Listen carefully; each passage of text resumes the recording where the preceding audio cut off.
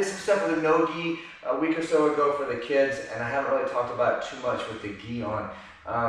Just to give you a little bit of backstory on the butterfly guard from my perspective and how I learned it. It was the first position that I took off as a blue belt and started drilling it a lot with my brother and one of my other black belts that I currently have now. And this is what we drilled every day. Every day. I didn't really have a lot of finishes to the position, but I got to learn how to hold in the position and be able to not let the person pass. And then so that way I felt more confident in going for the attacks. So that's one thing about this position. In our academy, I feel like there's only a few people that play the position. But if you spend the time on it and understand how to play a little bit, I think that you can start to see there's lots of things that goes into it. You can go into different positions all over this move. Now, I prefer to play the overhook. I'll show both. I'll show the overhook and the underhook, but how I started to learn it was from this position. So if I have Mike here and I'm in the position where my feet are on the inside. So this is what we're going to call a butterfly. A lot of times people will leave the feet like this, and that's good and all, but you want to make sure wherever your feet are at, you have pressure inside the thigh, all right? Because I see so many people get this lock over the top of the overhook, but then their feet are not even existent in the position. So you can't have everything up here strong and nothing on the legs strong. And the same thing, you can't have all the legs strong, nothing on the top strong. So it's got to be pretty equal.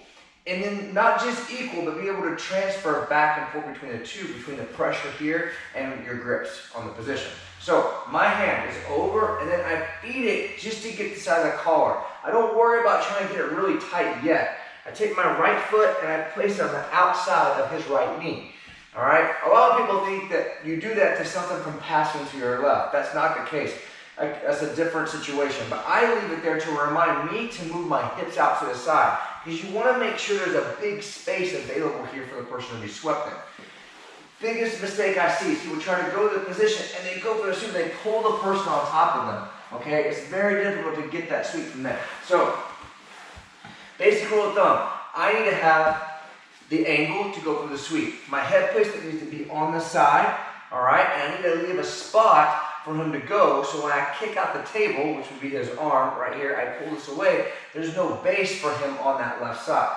All right? That's where our drive comes in. So I might step back just a little bit for me, let people see just my feet. So if I'm here in a position for the butterfly guard, and I've got my overhook, and I have the wrist, I'm going to pull the hand, but I drive off the bottom foot. Not leaning back, I'm leaning to my side. So notice I roll over my shoulder as I drive off that right foot, and my left foot is lifting the person over.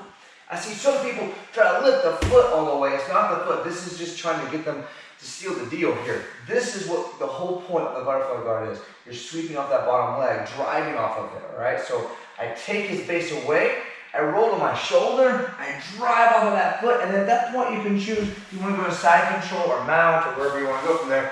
It's up to you. So look at it in real time here. So I have the overhook, I pass this through, I move to the side, I take this from him, I sweep, boom, I stabilize, and go for my mount position. Now, next one. So we're going to go look at the same attacks from the butterfly guard, but this time my opponent is a little bit more keen to knowing that, okay, I know I don't want to, he knows he doesn't want to go this way, because that's where he's going to really start to lean his weight back, towards his heels, so that way he's heavier for me to get the sweep.